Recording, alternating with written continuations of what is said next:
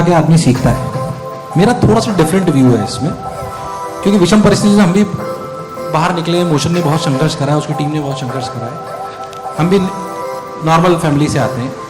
एक बात ध्यान रखना कि ठोकर खा के सीखते हैं, बात सच्चाई है, पर ऐसी ठोकर मत खाइए जो आपके आजू बाजू सबने खाई है। हमें दूसरों की ठोकर से सीखना, जो गलती आज इसने करी आज आप दोहराओगे, या जो गलती मैंने करी वो आप दोहराओगे, तो फिर हमारे से पढ़ने का या सुनने का कोई फायदा। बहुत बढ़िया सर, बहुत बढ़िया। मैं तो कह रहा हूं ऐसी गलती लाइए जो किसी, ऐसी ठोकर खाइए जो किसी ने खाई ना हो, तब तो फायदा है। क्या बात है, वाह। अगर आपके आजू बाजू, आज हम बिजनेस कर रहे हैं या हम कोचिंग चला रहे हैं या हम बहुत सारी चीजें कर रहे हैं, हम भी सोचते हैं क्या हमें कोई भी दूसरा व्यक्ति को कुछ अच्छा कर रहा है, क्या हमें उसे ग्रहण करना चाहिए? हाँ, हमारी खुद की बातों से भी हमें सीखना चाहिए, और जो दूसरों ने गलतियां करी है वो हमें दोहरानी। जैसे मैं आपको छोटी सी बात बताता हूँ, बहुत सारे बच्चों को पता होगा, 2 मिनट लेता हूँ सर, प्लीज सर, ये तो क्योंकि मैंने खुद ने भी आईआईटी की तैयारी करी। मैं नॉर्मल सी बात है, मुझे बहुत डर लगता था, मेरी माताजी बैठी हुई जानती कि मैं एग्जाम के पहले मुझे बहुत डर लगता था। बहुत लोग इस बात को जानते हो, अच्छा मेरी कमी थी, मुझे डर लगता था कि मेरे पेट में गुड़गुड़ होने लगती थी, बहुतों के होता होगा। मैं आईआईटी जेईई स्क्रीनिंग देने के, आप मान लो सुबह 9 बजे एग्जाम है, सुबह 6:30 बजे मैं उल्टी कर रहा हूँ, क्योंकि डर लगता है, दैट इज एंजाइटी, जस्ट और नो। ऐसा कईयों के साथ होता है, मुझे बहुत होता था ऐसा। अच्छा, फिर एग्जामिनेशन हॉल में आप चले जाओ, एग्जामिनेशन हॉल में आप चले जाओ, जितनी भी लड़कियां चश्मे लगाए हुए एग्जामिनेशन हॉल में लगती थी, मुझे लगती थी यही सब सेलेक्ट होंगी।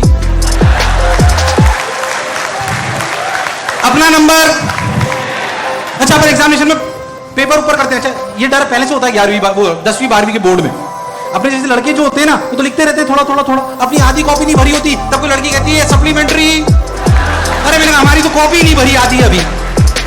ये डर तब का है, पहले घंटे में भी कॉपी। अच्छा, मुझे बहुत डर लगता था। अब एग्जामिनेशन में जब हम सर ऊपर करते हैं तो हमें लगता है यार सारे बच्चे पेपर कर रहे हैं, मुझे ही कुछ नहीं आ रहा। हम ये नहीं सोचते कि जब उसने सर ऊपर करा था तब हम भी तो पेपर कर रहे थे। यस और नो? मैं एग्जामिनेशन की बात आपको बता रहा हूं। मैं आपको बताऊं, मेरे फादर मुझे जयपुर लेके गए, एडवांस का पेपर था। एडवांस का पेपर हुआ, हमारे टाइम पे आईआईटी के पेपर में 2-2 घंटे के स्लॉट में पेपर होता है। पहले मैथ्स होती है, फिर फिजिक्स होती है, फिर केमिस्ट्री होती है।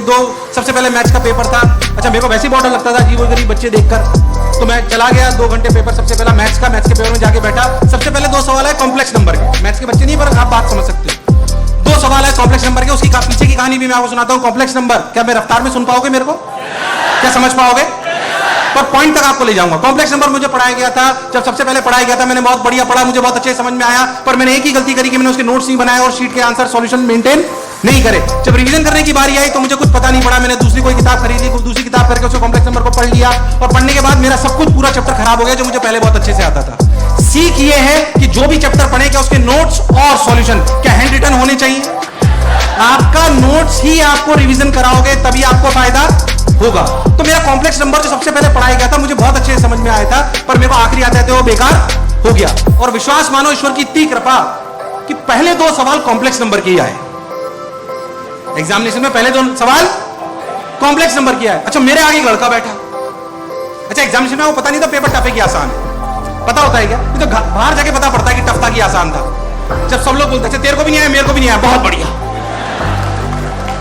अब मेरे आगे एक लड़का बैठा, मेरे को 2 सवाल नहीं आ रहे, आंखों के आगे अंधकार छा गया, मुझे लग रहा है बीएससी करूंगा फिर एमएससी कर लूंगा। अच्छा, एक लड़का आगे बैठा है, वो हर 5 मिनट में कर रहा है यस।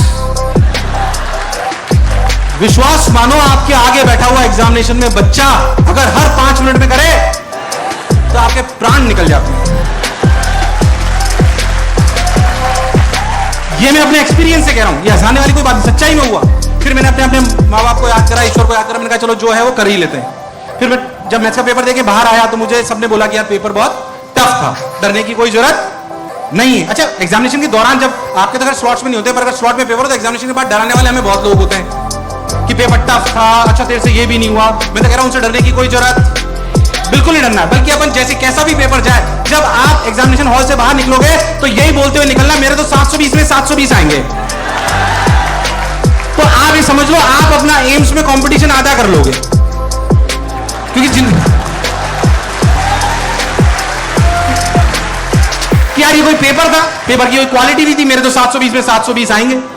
तो जिसके बेचारे के 600 आ रहे होंगे वो सोचेगा मैंने एम्स का पेपर नहीं देना, तो कंपटीशन वैसे ही कम हो जाएगा। और कोई ऐसा बोलते हुए सुन लो किसी बच्चे को तो याद रखना वो मेरे से मिलके आया, इसलिए घबराने की आवश्यकता